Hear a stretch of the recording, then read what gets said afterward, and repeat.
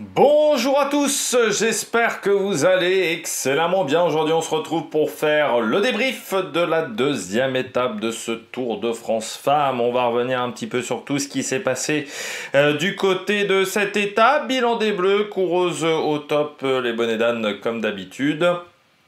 Si vous avez les moyens et que vous voulez soutenir mon travail, vous pouvez faire un super thanks. Vous pouvez également rajouter la petite cloche, comme ça vous êtes au courant des dernières vidéos qui sortent sur la chaîne. Bien entendu, n'hésitez pas à vous abonner, à réagir dans les commentaires, à partager la vidéo sur les réseaux sociaux, notamment auprès de vos proches si on sait que ça peut les intéresser. Et puis si vous avez les moyens et que vous voulez soutenir mon travail, vous pouvez faire un super thanks. Alors cette étape numéro 2, une étape qui partait de Brest pour aller à Quimper. On avait dit un parcours qui pouvait être un petit peu technique sur la fin avec une descente. Il fallait faire attention sur cette arrivée à Quimper. Mais un parcours qui ne semblait pas si difficile que ça dans le final. Peut-être que du côté de l'organisation, on a quand même, voilà, au niveau du profil, le profil était trompeur. Parce que moi, je pensais que c'était vraiment plus plat que cela, hein, du côté du profil.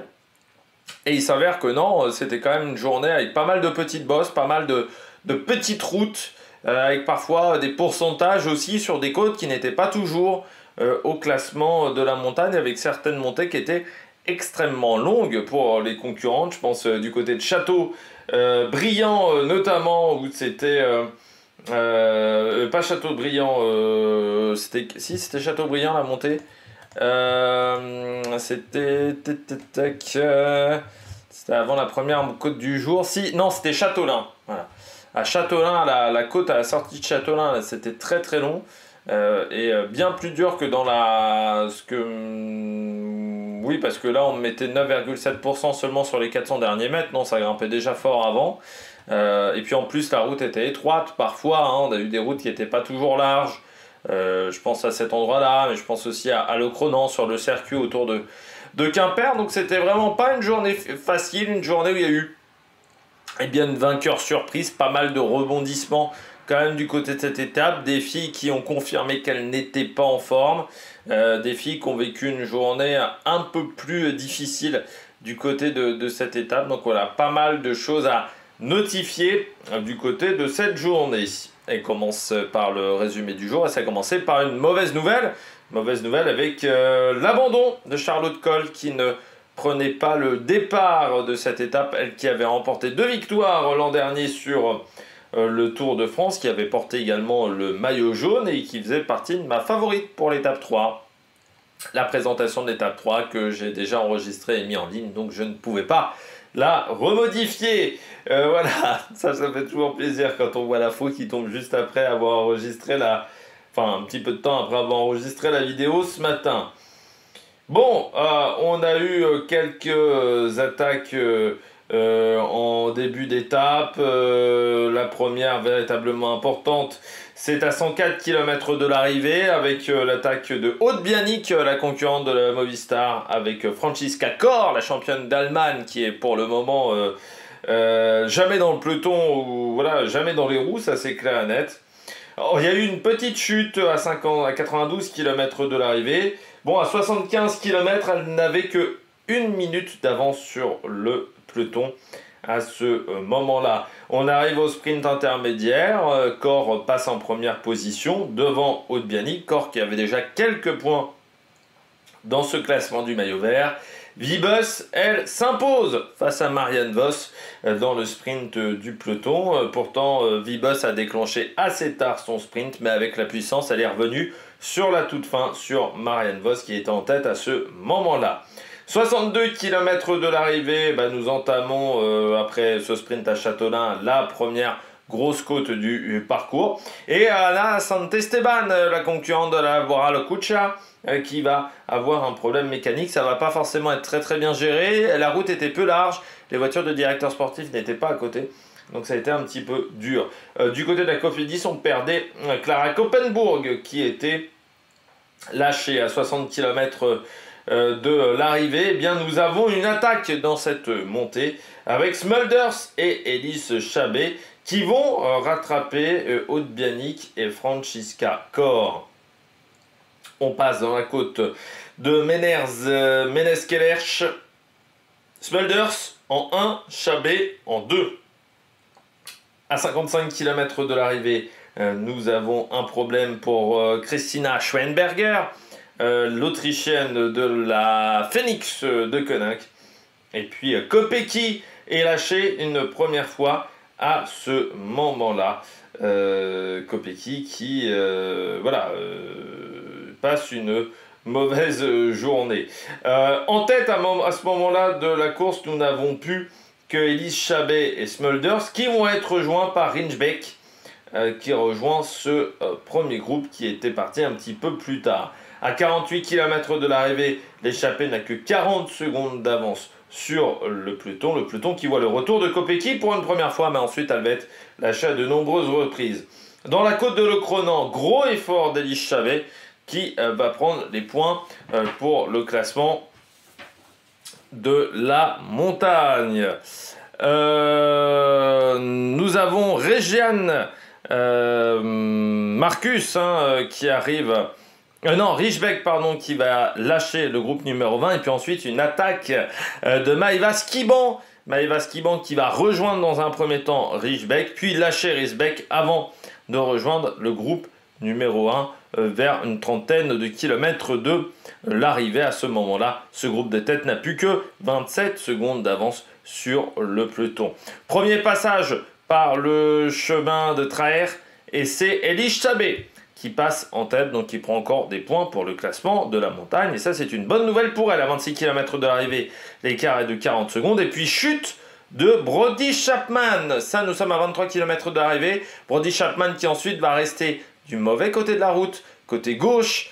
Elle va essayer de remettre sa chaîne en place, mais elle n'y arrive pas. Et puis, la voiture de la UAE qui a deux doigts de la rater.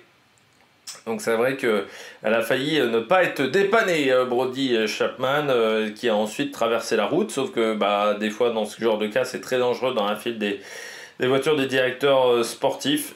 Mais voilà, elle a réussi à se faire dépanner, mais forcément ça a pris beaucoup de temps, et ça c'était pas forcément une bonne nouvelle pour la UAE qui avait déjà une Longo Borghini qui a perdu du temps lors de la première étape. Et puis juste après, Nevia Doma va accélérer avec Pauline Ferrand-Prévot, les deux anciennes coéquipières qui vont faire un petit temps ensemble à l'avant du peloton et qui seront reprises à 20 km de l'arrivée. Au même moment, on voit Puk Peters faire un petit saut de cabri, faire une petite manœuvre au-dessus d'un terre-plein central, une manœuvre peu académique et très acrobatique.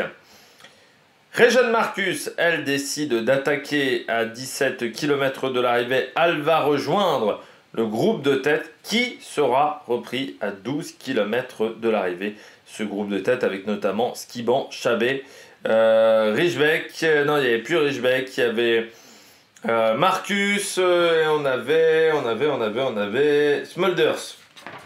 Voilà. Donc toutes ces filles sont reprises à 12 km de l'arrivée. Et puis à 7 km 800, attaque de Mavi Garcia.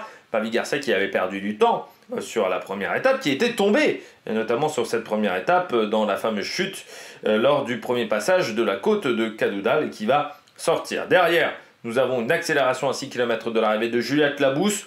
On ne peut pas dire que ce soit l'attaque la plus percutante de la carrière de Juliette Labousse qui sera assez vite devancée par d'autres filles dans le peloton. Balsamo, quant à elle, est lâchée au même moment qu'Elisa Longo Borghini. Ça confirme que l'italienne n'est vraiment pas en très grande forme. À 5 km de l'arrivée, nous avons une attaque de Demi Vollering et Kopecky qui va être lâché. Nous arrivons dans la descente assez technique, pas de chute dans cette descente du chemin de Traer. Et puis Mavi Garcia compte toujours une quinzaine de secondes d'avance à ce moment-là sur le peloton. Cet écart qui va diminuer à 10 secondes à environ 2 km 500 de l'arrivée, mais à partir de ce moment-là, ça commence à se regarder un peu. On manque de main-d'œuvre, tout simplement. On n'a plus que les leaders, mais plus forcément d'équipières à ce moment-là. Et ça, ce n'est pas une bonne nouvelle. Alors, on va ensuite avoir des accélérations du côté de la Canyon SRAM. Nevia Doma va tenter avec... il va y avoir Vlodarchik également qui va tenter du côté de la UAE Team ADQ. Mais personne n'arrivera à revenir sur Mavi Garcia qui résiste au retour à haute vitesse de Lorena Wiebes qui prend la deuxième place devant Kim Lecourt. Voilà pour la troisième place du côté de cette étape numéro 2 du Tour de France. Du côté de la note, 14 sur 20.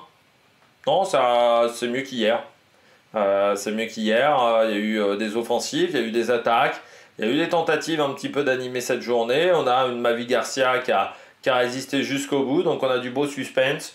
Non, c'est une étape tout à fait intéressante. Moi, je mets 14 sur 20. Tu as encore des leaders qui se font avoir. Il y a des confirmations que tu as des filles qui sont vraiment pas en forme pour le moment en ce début de Tour de France. Tu as des équipes et des formations qui retrouvent un petit peu des couleurs après une première étape qui a été difficile. Et puis des filles qui confirment, je pense à Kim Lecourt notamment, qui confirment que les jambes sont là et sont bien présentes. Donc non, pour moi, c'est une belle étape du côté de ce Tour de France femmes.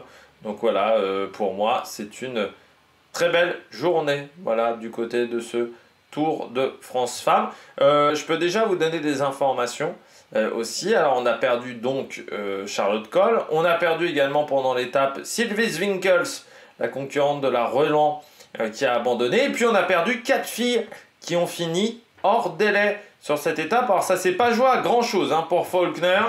Ça s'est joué à une vingtaine de secondes, en gros, du côté des délais. Ça a été assez chaud. Par contre, ça n'a pas marché pour notamment la Saint-Michel Préférence Home Aubert 93 qui connaît un début de Tour de France compliqué. Ségolène Thomas et Lucie Faitus ont été hors délai, comme Elena Pironet, hein, quand même, du côté de la Roland, et Marie-Morgane Le Dunf, qui au départ n'était pas prévue et qui a été rajoutée un petit peu à la dernière minute du côté de la Wingspace, eh bien, qui restera en Bretagne, car elle ne pourra pas aller plus loin dans cette épreuve du côté du Tour de France. Et bien on passe tout de suite au bilan des Bleus. Du côté du bilan des Bleus, donc les Françaises dans des équipes étrangères ou les Françaises tout simplement, ou les étrangères plutôt dans les équipes françaises, je vais y arriver. Du côté de ce bilan des Bleus, on commence avec Demi Vollering. Du côté de la FDJ Suez, eh bien une journée, je dirais, RAS pour Demi Vollering, et il en faut des journées RAS dans un Tour de France. Bon voilà, elle perd 3 secondes sur Mavi Garcia, mais il n'y a pas eu d'autres cassures au final. Elle est dans le bon premier groupe, avec notamment Pauline Ferrand-Prévot, parce que je ne vais pas en parler plus de Pauline Ferrand-Prévot, donc voilà, qui a passé une journée à peu près tranquille. Du côté de Demi Vollering, on l'a très peu vu, ce qui sur une journée comme ça qui a été très animée est une bonne nouvelle, parce que ça a quand même été une journée qui s'est faite à plus de 40 de moyenne, donc il y a quand même eu un bon petit tempo du côté de cette étape, et ne pas voir Vollering, c'est plutôt, je pense, une bonne nouvelle. Elle a économisé de l'énergie, alors elle a envoyé un petit peu Juliette Labousse en éclaireur, mais jusqu'à maintenant elle consomme assez peu d'énergie, et ça peut vraiment compter sur la fin du Tour de France, parce que encore une fois en Bretagne, c'est pas là où tu vas gagner le Tour de France. Tu peux le perdre en Bretagne, on l'a vu encore une fois chez certaines filles, mais c'est pas là où tu gagnes le Tour de France. Tu gagnes le Tour de France, ça va être peut-être à partir de l'étape de Ambert, donc en milieu de semaine prochaine, et puis surtout sur le dernier week-end de course. Donc là il faut en fait ne pas se faire avoir, ne pas être distancé, et pour le moment bah, c'est ce que fait à la perfection Demi Vollering. Donc l'objectif pour elle c'est le Tour de France, on l'a bien compris, et pour le moment elle s'en sort très très bien. Donc pour le moment Demi Vollering c'est plutôt une bonne note. Pauline Ferrand-Prévot aujourd'hui elle a encore un petit peu tenté rapidement, hein, mais ça a été plutôt tranquille, voilà, hein, sur cette étape, une petite attaque, voilà, mais ensuite elle a failli se faire avoir à un moment par une cassure. Elle n'était pas forcément très très bien placée, mais elle a fait l'effort au moment où il le fallait du côté de Pauline Ferrand-Prévot pour revenir à côté de Marianne Vos, ce qui a peut-être ramené un petit peu de monde et un peu enfermé Marianne Vos dans l'affaire. Mais je dirais que c'est plutôt une journée intéressante pour Pauline Ferrand-Prévot, qui n'a pas perdu de temps sur cette étape. Je termine après les coureuses au top avec Maëva Skiban. Bah, ça fait du bien de voir aux avant-postes Maëva Skiban du côté de cette étape. Voilà, la Française qui était en échappée, surtout qu'hier elle était tombée, que du côté de la UAE, bah, on a bien compris que du côté d'Elisa Longo Borghini, on ne pourrait pas l'utiliser pour le classement général. Donc Maeva Skiban qui a rejoint cette UAE Team ADQ l'an dernier, elle était chez Arkea. C'est jamais simple de s'adapter et d'arriver comme ça dans une grosse structure internationale. Elle a assez peu couru depuis le début de saison, on est sur une vingtaine de jours de course. Elle a été très intéressante sur le Tour d'Extrémadure où elle avait pris la 6e place du général. Sur le Tour d'Espagne, bon, elle avait plus eu un rôle d'équipière. Elle n'était pas sur le Tour d'Italie pour entourer Elisa Longo Borghini. Mais voilà, encore une fois, ça fait partie de ces jeunes pépites françaises très intéressantes. Donc on va voir ce que ça va donner désormais du côté de Maïva Skivan. Mais il y aura peut-être des opportunités d'échapper pour la française, des opportunités d'attaque. Et son mouvement de course était plutôt bien tenté. Voilà, en plus elle a consommé assez peu d'énergie parce que c'était un moment où il y avait une trentaine de secondes entre les deux premiers groupes. Donc elle est revenue très vite sur le groupe de tête. Moi je trouve que c'était bien tenté. Bon après ça va pas au bout, on savait que ça allait être compliqué, mais il fallait essayer sur une étape comme celle-là, encore une fois, qui était très intéressante. J'ai dit une bêtise avec Mavi Garcia, c'était pas 7 km, c'était 10 km selon Pro Cycling Stats. J'ai mal noté le kilométrage à ce moment-là. Voilà pour Mavi Garcia. Sur la portion, elle s'est retrouvée en solitaire. J'avais noté 7 km, c'était 10 km 8.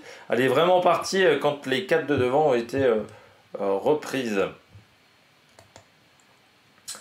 Plus moins, Carbaol. Un peu comme hier du côté de Séverine Carbaol, elle se prend une petite cassure. Ça manquait un peu de monde du côté de l'AEF pour l'entourer. Et c'est un petit peu inquiétant, c'est de voir Faulkner assez loin aujourd'hui, qui est à 2 doigts de finir hors délai sur cette étape. On sait que dans cette équipe-là, il y a certes Noémie Herweg et Borghesi, mais Faulkner, c'est toujours une fille intéressante. Voilà, c'est quand même la championne olympique en titre et on sait que c'est une fille qui peut être très costaud. Et bon, sur les 2 premiers jours, on a quand même déjà perdu quasiment une trentaine de secondes du côté de Séverine Carbaol et pourtant on était plutôt sur un profil d'étape qui pouvait lui convenir. Je rappelle qu'elle a quand même fini 4e du dernier Liège-Bastogne-Liège, donc c'est-à-dire qu'elle a de la puissance Séverine Carbaol, on le sait, mais là ça n'a pas forcément marché comme elle le souhaitait du côté de l'EF, donc un début de course peut-être un peu trop timide du côté de Carbaol et surtout des petites cassures qu'elle se prend un petit peu tous les jours. Et ça, c'est pas forcément une super nouvelle pour elle parce qu'elle n'est jamais dans le groupe véritablement des leaders, elle est toujours un petit peu distancée. Là, le groupe des leaders finit à 3 secondes, elle finit à 11 secondes, donc c'est la première à se prendre une cassure même derrière Chloé Daiger, donc peut-être un petit peu en sur-régime sur la fin. Et puis du côté de la Cofidis, Julie Bégaud, qui confirme du côté du maillot blanc, Julie Bégaud, qui prend même, je crois, 2 petites secondes, ou qui reste dans le même temps, que Vinke, qui est pour l'instant la numéro 2. Et surtout, bonne nouvelle pour elle, c'est que Marion Bunel est déjà à 4 minutes. Et on sait que Marion Bunel, ça va pas être facile de la déloger. Donc on sait qu'en montagne, plus on prend du temps d'avance du côté de Bégaud avant la montagne, mieux c'est pour ce maillot blanc. Donc c'est plutôt une bonne nouvelle pour elle pour le moment. Les bonnets d'âne du côté du bilan des Bleus, je commence avec Juliette Labousse. Son attaque m'a pas rassuré sur sa condition physique. Très clairement du côté de Juliette Labousse, pour moi on est sur une fille qui pour le moment n'est pas à son niveau. J'ai pas l'impression qu'on est sur une fille qui soit bien meilleure que sur le dernier Tour d'Italie où elle a été quand même vraiment en difficulté. Donc ça m'inquiète quand même parce qu'on sait que c'est un élément important du côté de la FDJ Suez autour d'Amy Vollering. Et en plus c'est Elise Chabet joue le maillot à poids, ça veut dire qu'elle consomme de l'énergie qui ne manquera peut-être en fin de semaine. Et surtout, on va jouer sur plusieurs cartes. Et donc, c'est bien d'avoir une Juliette Labousse en forme. Alors, autant Evita Music pour le moment est plutôt bien, mais Juliette Labousse est un petit peu compliquée. Son attaque n'a pas vraiment été véritablement transcendante du côté de la française. Donc ça, c'est bien dommageable. On poursuit avec Cavallard qui fait une croix sur le classement général. Très clairement, sur cette étape, déjà hier, elle avait perdu 3 minutes 40 aujourd'hui, elle repère Cavallard 8,54. Et puis une mauvaise nouvelle hein, pour la Arkea. On va faire un combo, on va dire Arkea. C'est Tissia Rio également qui a perdu 8,54. Autant Tissia hier avait fini à 40 secondes, autant aujourd'hui elle a fini bien plus loin. Donc voilà, une mauvaise journée du côté de la Arkea. Il n'y a que le Tecla S, hein, je crois qu'il est encore positionné pas trop mal. Le Tecla S, voilà, qui est à 52 secondes au général pour le moment, mais j'ai peur qu'en haute montagne, ça soit un peu dur pour la Belge. Voilà, même si c'est pas une mauvaise grimpeuse, hein, le Tecla S, j'ai peur qu'en haute montagne, ça soit un petit peu compliqué pour elle. Donc, c'est pas forcément l'idéal pour la Arkea pour le moment sur ce début, enfin sur cette deuxième étape. Autant la première étape, ils avaient plutôt, s'en étaient plutôt bien sortis. Même Gré Cavallard, là ça a été plus compliqué. Et puis bien entendu Aubert 93. Début de course, très mauvais. Voilà, du côté d'Aubert 93, de Saint-Michel, préférence Home Aubert 93. Avec deux filles hors délai sur cette étape. Donc déjà on n'est plus que 5, hein, donc on est en sous-effectif. Et puis on a l'impression voilà, que les filles pour le moment ont quand même du mal à suivre le rythme. Hein. Alison Abouane et Lynn Roussel sont dans les dernières aujourd'hui de l'étape. Il n'y en a qu'une seule qui finit dans les 100 premières de cette journée. C'est Émilie Morier, voilà, du côté de la Saint-Michel préférence Home Aubert 93. Donc ça, c'est quand même pas l'idéal du côté de cette formation. Émilie Morier qui vient de rejoindre hein, l'équipe qui jusqu'à maintenant était dans la formation Team Grand Sud cycliste féminin, qui était un club amateur, mais qui a fini deuxième des championnats de France amateurs sur route. Alors elle a été disqualifiée, Émilie Morier, du contre-la-montre. Mais voilà, là, il n'y a que Émilie Morier pour le moment qui s'en sort. Donc ça, c'est pas une bonne nouvelle pour Saint-Michel préférence Home Aubert 93, puisqu'on sait que c'est une course quand même qui les met énormément en valeur, le Tour de France Femmes. Bon, on regarde tout de suite les coureuses au top. Attaque de Marlou. Les coureuses au top, Mavi Garcia. Les audacieux, la chance jouée aux audacieux, elle a été audacieuse aujourd'hui. Après, Mavi Garcia, c'est pas une surprise quand on connaît un peu son pédigré, son palmarès. On sait que c'est une fille qui est capable de tenir très, très longtemps à l'avant d'un groupe. Son défaut, c'est l'habilité sur un vélo. Voilà, parce qu'elle vient du duathlon, hein, Mavi Garcia. Et c'est vrai que c'est pas forcément un domaine qu'elle a énormément bossé. Je pense que c'est un domaine qui peut se travailler, l'habilité sur un vélo. Mais que, bon, certaines filles n'ont peut-être pas l'envie, parce que c'est quelque chose d'assez redondant, d'assez chiant, en fait, tout simplement. Donc ça donne pas envie de le bosser chez les garçons aussi. Hein. La technique sur le vélo, c'est pas forcément le truc le plus passionnant. Mais voilà, c'est son seul défaut à Mavi Garcia. C'est vrai qu'elle a une longévité aussi qui est assez incroyable, parce qu'elle a 42, je crois, de tête, Mavi Garcia. Mais elle arrive toujours à faire des coups, comme ça, avec la Liva Lula. 41, c'est pas loin. Mais elle arrive toujours à être performante, être dans les top 10 des différents classements des courses. Voilà. Et puis on sait que c'est une fille qui a toujours du talent, voilà, hein, tout simplement.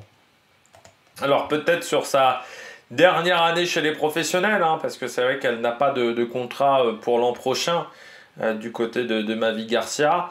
Mais chez Movistar, ça a été une fille qui a été dangereuse. Pareil chez UAE, qui arrivait tard encore une fois dans le cyclisme, seulement à 30 ans, hein, à 31 ans même. Moi je me souviens encore une fois d'Estradé en 2020, où elle avait été tout simplement impressionnante. Voilà, c'est une fille qui a énormément de talent. C'est sa première victoire sur le Tour de France.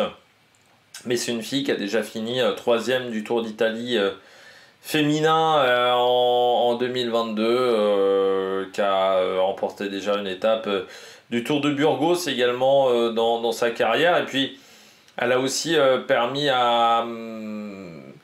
de montrer que l'Espagne pouvait exister sur la carte du cyclisme féminin. Parce que c'est vrai que c'était une fille... Il y a toujours eu des équipes espagnoles du côté du cyclisme féminin, mais pas forcément des filles de haut niveau. Et elle a montré qu'on pouvait être espagnole et qu'on pouvait être performante au haut niveau. Mavi Garcia, voilà, c'est vraiment la leader aujourd'hui du cyclisme espagnol. malheureusement qui a du mal à trouver peut-être un petit peu de relève jusqu'à maintenant du côté des filles. C'est vrai que vous avez Mavi Garcia, vous avez Sant Esteban, mais Mavi Garcia qui voilà, a montré des très très belles choses aujourd'hui, qui a été vraiment très très performante sur l'étape du jour. Donc non, vraiment très très bien. Et puis encore une fois, comme je l'ai dit, il fallait oser hein, sur cette journée, il fallait tenter. C'est vrai que moi j'avais l'impression sur la carte que c'était plus facile que ça, mais dans la réalité c'était un parcours qui était dur, qui était technique. C'était dur de se réorganiser. Et elle a dû comprendre à 10 bornes de l'arrivée qu'au final il n'y avait plus grand monde dans le peloton. C'est vrai qu'à partir de Châteaulin, à partir du sprint intermédiaire, on doit être sur un peloton au maximum de 40 concurrentes. Donc à partir de ce moment-là, il n'y avait plus grand monde pour pouvoir rouler. Et on voyait que même du côté de la Visma, il n'y avait plus forcément 3-4 concurrentes qui pouvaient contrôler la course comme la veille. Et c'est ce qui lui a permis aussi de partir. Derrière, ça s'est un peu regardé. Bon, il fallait tenir jusqu'au bout. Mais elle, on sait que faut vraiment être sur elle pour... elle continue de rouler. C'est un peu comme Benelli. C'est une fille qui va continuer à rouler... continuellement, et si tu les laisses 5 mètres d'avance, eh bien elle continuera à rouler, elle va pas se relever, et elle s'est pas relevée, et ça lui permet d'avoir cette magnifique victoire, et ça faisait du bien à toute l'équipe Livaloula, hein, parce qu'on a vu également Paternoster qui était très ému à l'arrivée lors de son interview d'après-course à la collègue de Chambray de Mavi Garcia. On poursuit avec Lorena Wiebes. Oui, alors certes, elle ne gagne pas aujourd'hui Lorena Wiebes, mais déjà, elle a démontré que, encore une fois, qu'elle avait énormément progressé dans les parcours vallonnés. Aujourd'hui, voilà, hein, Lorena Wiebes, c'est une fille qui est très performante dans ce registre-là, sur ce profil-là. On sait que c'est une fille qui est dangereuse. Maintenant sur le parcours vallonné, bon, de toute manière, elle a progressé en boss. C'était pas forcément pour le Tour de France. C'était surtout pour les classiques flandriennes, parce qu'elle sait qu'elle peut s'imposer sur ce registre-là et qu'elle a vraiment travaillé sa capacité à passer les bosses. C'était une fille qui était puissante, mais qui n'était que sprinteuse. Elle a décidé un petit peu d'avoir d'autres qualités pour essayer de devenir l'une des meilleures coureuses cyclistes du monde, et pas seulement être la meilleure cycliste sprinteuse du peloton féminin. C'est aussi une bonne opération pour moi pour le maillot vert, parce qu'on a beau dire, certes elle n'a pas gagné d'étape pour le moment, mais elle n'est absolument pas distancée par Marianne Vos. Elle est bien revenue par rapport à Marianne Vos hier, parce que c'est vrai qu'hier elle avait été distancée dans le final, Wiebes, et là on sait qu'à partir de demain, elle a deux énormes opportunités de victoire. L'étape 3, l'étape 4, c'est tout plat, hein, donc normalement c'est deux belles opportunités de victoire pour Lorena Wiebes. Il faudra être bien emmené. Elle aura en plus une adversaire en moins, là aussi avec l'abandon de Charlotte Cole. Forcément, c'est un poil à gratter en moins pour Wiebes, parce que en sprint pur, vous avez un peu d'Eigert, mais en gros, l'adversaire numéro 1 de Wiebes, c'est Charlotte Cole. Et après, derrière, on est loin derrière, hein. Très clairement. Vous savez, comme l'adversaire numéro 1 de Cavendish, c'était Greppel pendant très longtemps, là c'est un petit peu ça. Vous mettez Wiebes dans la peau de Cavendish, et Greppel, c'est Charlotte Cole. Mais là, Charlotte Cole, c'est un peu écrasé. Et donc il reste D'Eigert, peut-être Tyler Farah, on pourrait dire D'Eigert, mais il faudra qu'elle fasse tout vraiment à la perfection pour aller chercher Wiebes. Il y a aussi Nosgard.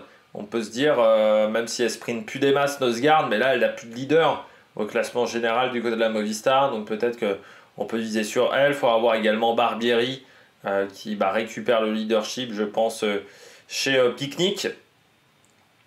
Mais c'est sûr que pour le sprint, là on sait qu'elle a 2 étapes parfaites, et le fait de ne pas avoir été distancée par Marianne Vos, eh bien c'est plutôt une bonne nouvelle. Voilà pour Lorena Wiebes. Donc certes, il n'y a pas la victoire aujourd'hui, elle échoue à pas grand chose, mais je dirais que d'un point de vue comptable pour ce maillot vert, eh bien c'est plutôt une belle étape et une belle journée pour elle. Et puis je termine avec Liane Lippert. Pourquoi Liane Lippert? Il faut le dire, la situation était quand même mal embarquée du côté de Liane Lippert hier. la Movistar s'écroule, enfin la Movistar a complètement pris l'eau sur cette première étape entre Marlène Reusser qui a abandonné, Lippert qui est tombé au pied de Cadoudal et la meilleure file finit à 6 minutes 50. C'est sûr que pour le moral, hier soir, au repas, il devait y avoir un peu un silence de mort, je dirais, autour du repas de la Movistar. Et réussir à se remobiliser dès le lendemain avec un top 5, bah ça va remettre l'équipe sur de bons rails. Je le dis toujours, mais le mieux pour sortir d'une spirale négative, c'est de réagir dès le lendemain. Je rappelle toujours la Bahreïn, quand Landa abandonne sur le Tour de France, sur le Tour d'Italie il y a quelques années, dès le lendemain, Gino Mäder gagne une étape. Et ensuite, l'équipe crée une dynamique positive pendant 3-4 mois qui va être exceptionnelle. Donc le mieux, c'est il faut se remettre tout de suite à cheval, quoi, hein. En gros dans le cyclisme, et il faut tout de suite repartir. Et là, bah, c'est ce qui s'est passé du côté de Jan Lippert avec cette 4e place. Donc c'est plutôt intéressant, voilà, pour la Movistar et pour l'équipe espagnole qui hier a pris quand même un peu un seau d'eau sur la tête. Et encore une fois, j'aurais pas aimé être à l'hôtel avec la Movistar hier. Ni dans le bus hier soir pour rentrer de l'étape, parce que je pense qu'il devait y avoir une sale ambiance et l'ambiance devait être pesante, voilà, à ce moment-là. Allez, on regarde tout de suite les bonnes et dames du jour. Du côté des bonnes et dames, on commence avec le même bonnet d'âne qu'hier, j'ai envie de dire, Longo Borghini, qui était déjà là hier. Qui confirme qu'elle n'a pas les jambes, hein, quand tu es lâché en même temps que Balsamo. Encore une fois, Balsamo en boss, elle est moins douée qu'Elisa Longo Borghini largement. Donc quand tu es lâché avec des filles comme ça, tu sais que tu n'es pas à ta place. Alors, encore une fois, est-ce que c'est l'enchaînement Giro Tour de France qu'elle n'a pas réussi à digérer, voilà, parce qu'on célèbre la victoire et qu'ensuite faut réussir à repartir aux avant-postes, ce qui est loin d'être évident. Est-ce qu'il y a une petite maladie ou un petit truc qui traîne du côté de Longo Borghini, un petit virus, ou tout simplement de la fatigue, de la méforme? Et si c'est ça, le Tour de France va être extrêmement long pour Elisa Longo Borghini. Mais c'est vrai que forcément c'est dommageable, parce qu'on a l'impression que autant avec le Tour d'Italie ça a fonctionné, autant avec le Tour d'Espagne nous on a réussi à faire des choses, autant avec le Tour de France, on a l'impression que ça a jamais, que la rencontre ne s'est jamais bien faite, ne s'est jamais bien déroulée entre Longo Borghini et le Tour de France. On se souvient l'an dernier où elle domine vraiment le Tour d'Italie bien plus que ce qu'elle a fait cette année en 2025 et bien pourtant elle tombe à l'entraînement, elle ne peut pas aller sur le Tour de France. Là, c'est vrai que cette année, sur le Tour d'Italie, elle a été moins dominatrice, parce qu'en montagne, Giganti a été meilleur, notamment. Mais on se disait, sur le Tour de France, il faudra quand même compter sur elle, surtout qu'elle sera revancharde. Sauf que là, pour le moment, ça ne marche pas au niveau des jambes. Aujourd'hui, elle finit Longo Borghini. Elle finit à 50e de l'étape avec Maëva Skiban, à 1 minute 53. Et puis, c'est pas top quand même pour UAE. Alors on garde Wlodarczyk, quand même la polonaise, et encore Wlodarczyk, elle était loin hier au final. Oui, donc elle est 25e, elle est déjà à 1 minute, Dominika Wlodarczyk. Donc Longo Borghini, elle est à 2,52, mais on a bien compris qu'au niveau des jambes il y avait pas grand chose. Et puis Zwinkels a eu une étape compliquée aujourd'hui. Chapman, elle a perdu beaucoup de temps sur l'étape du jour également, et puis elle n'avait pas été forcément fantastique sur la première journée.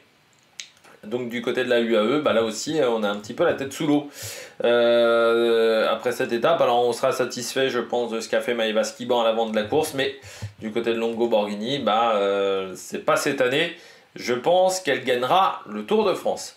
Pareil pour une autre italienne qui pourtant avait fait un bon Tour d'Italie, Malcotti du côté de Human Powered Health. Qui finit assez loin aujourd'hui. Barbara Malcotti à 2 minutes de perdu pour l'italienne. Elle est à 2 minutes au général, Malcotti. Aujourd'hui, elle a fini à 43e à 1 minute 20. Alors, heureusement pour elle, c'est que dans l'équipe, Lily Williams et Mitter Wallner ont fini à une vingtaine de secondes sur cette première étape, mais c'est vrai qu'on attendait quand même là aussi Barbara Malcotti qui avait fait un très bon Tour d'Italie, qui m'avait vraiment impressionné sur ce Tour d'Italie, mais là encore, la difficulté d'enchaîner entre ces deux courses, hein, on rappelle, il y a à peine 2 semaines entre ces deux épreuves, donc là ça a été bien compliqué, tout simplement à gérer pour Barbara Malcotti, pour enquiller entre ces deux courses, et puis en plus elle a eu pas mal de problèmes, de petits soucis hier, là aussi. Pour l'instant, elle a des étapes qui sont loin d'être un long fleuve tranquille, voilà, pour l'italienne, parce qu'il y a des petits problèmes mécaniques à droite à gauche depuis 2 jours pour Barbara Malcotti, donc elle est obligée de faire des efforts aussi à contretemps, ce qui je pense lui coûte beaucoup dans le final de cette étape. Et puis du côté de Malcotti, elle préfère les montées un petit peu plus longues. C'est vrai que là sur ce départ en Bretagne, on était plutôt sur des montées assez courtes. C'est pas forcément ce qu'elle préfère, voilà, Barbara Malcotti. Donc elle a eu du mal à limiter la casse. Elle est déjà à 2 minutes. Un peu comme Longo Borghini, hein. Vous allez me dire 2 minutes 52, c'est pas hyper loin. Oui, mais il n'y a que 9 jours de course. Donc si tu étais à 2 minutes à Boulogne, pour récupérer ça sur l'étape du 14 juillet, c'était pas évident. Donc c'est sûr que être déjà à 2 minutes, 3 minutes, c'est loin d'être l'idéal pour ces concurrentes là. Et puis ça montre qu'au niveau des jambes, c'est pas forcément l'idéal, on n'est pas forcément au top. Donc quand on va avoir le col de Madeleine, quand on va avoir Jouplane le week-end prochain, là ça va peut-être complètement exploser pour ces filles. Bon voilà, dommage pour Malcotti, mais qui fait quand même une belle année, hein, cette saison largement supérieure aux années précédentes du côté de l'italienne, qui a vraiment franchi un énorme cap. Voilà, hein, Barbara Malcotti, et ça fait du bien pour la Human Powered Half, parce que c'est vrai qu'ils ont perdu Audrey Cordorago, que l'équipe a pas forcément une densité d'effectifs exceptionnelle. Donc ça fait du bien d'avoir des résultats avec Malcotti, hein, parce que l'équipe a seulement 2 victoires depuis le début de saison, et dans les 2 victoires, il y a quand même le titre de championne d'Autriche de Catherine Schweinberger et le Trofeo Brusalem Andrax, donc c'était en tout début de saison pour Thalita de Jong. Depuis, on a un peu du mal, et heureusement qu'il y a Malcotti, parce que c'est quand même elle qui apporte la majorité des résultats de l'équipe, avec un peu Lily Williams et Ruth Edwards également, mais sinon c'est un peu plus compliqué. C'est vrai que Thalita de Jong, par exemple, pour le moment, a une année un petit peu difficile, hein. C'est pas une année loin d'être parfaite pour Thalita de Jong.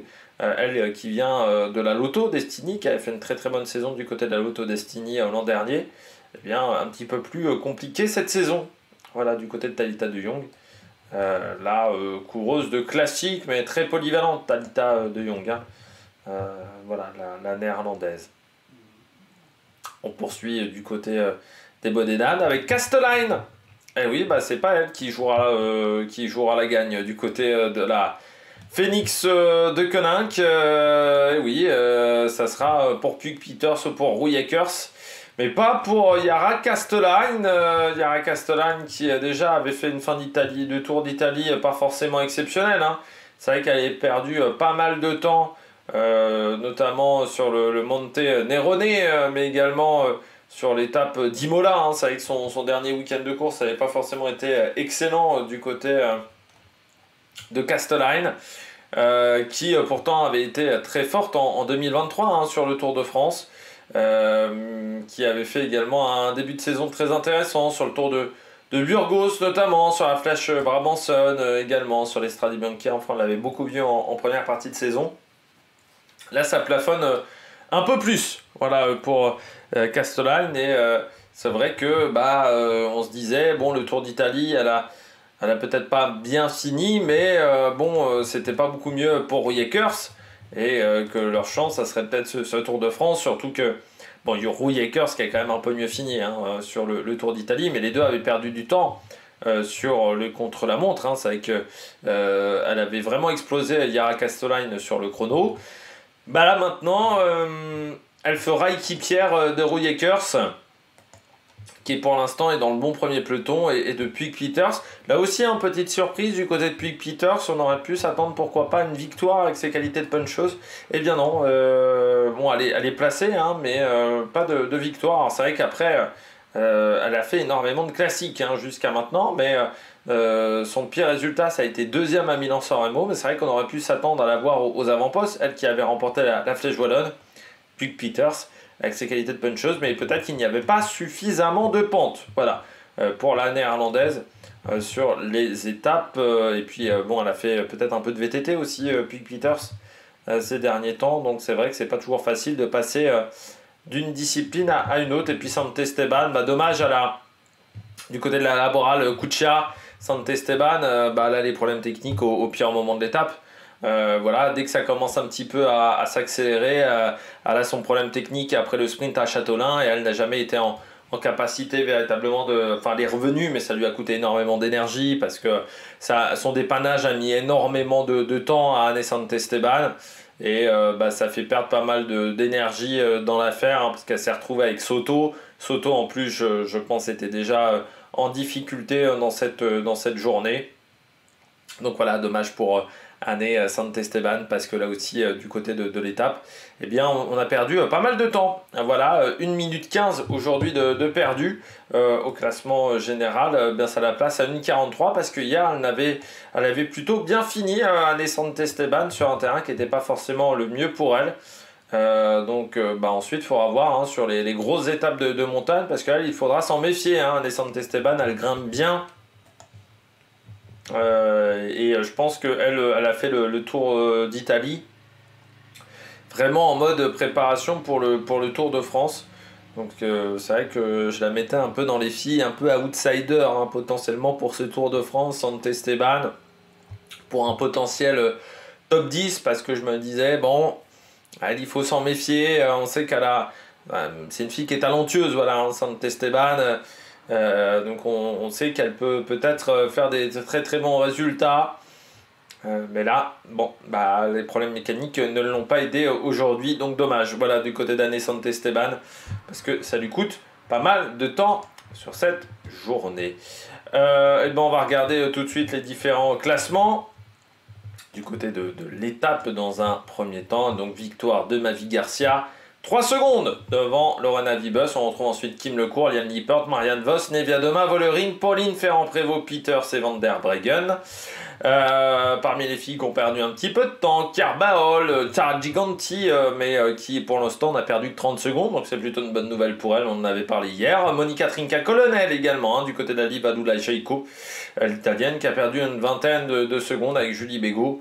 Le Mouel également, qui était dans ce petit groupe-là, avec Juliette Labousse notamment.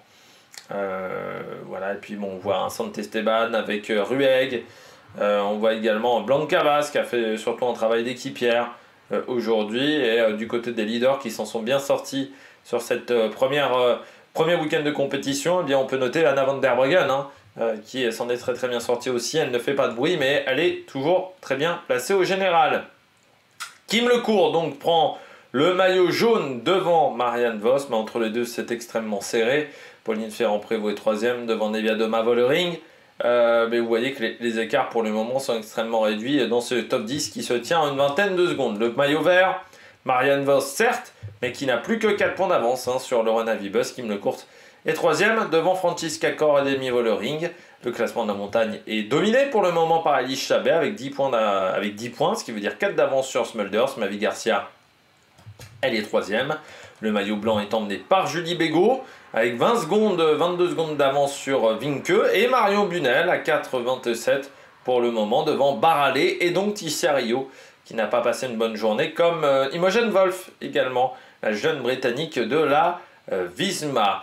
Le classement par équipe, lui, est emmené par la FDJ Suez, mais qui n'a que 57 secondes d'avance sur la Canyon SRAM, 59 sur la Liva Dula-Cheiko, la SD Works a une 53, et la NG Endurance 5ème. Du côté des autres équipes françaises, par contre, c'est un petit peu la soupe à la grimace. Arkea 15ème, Cofidis 18ème, et donc Winspace 20ème, et Saint-Michel, pour le moment, est bonne dernière. Hein. Saint-Michel Préférence Home, Opère 93, est un petit peu en difficulté en ce début de Tour de France. Eh bien, j'espère que vous avez aimé cette vidéo. Demain, on se retrouve pour le débrief de l'étape numéro 3. D'ici là, n'hésitez pas à vous abonner à la chaîne, à réagir dans les commentaires, à mettre un pouce bleu. Et puis demain également, le débrief de la dernière étape du Tour de France. Allez, ciao ciao sur la Méric Production.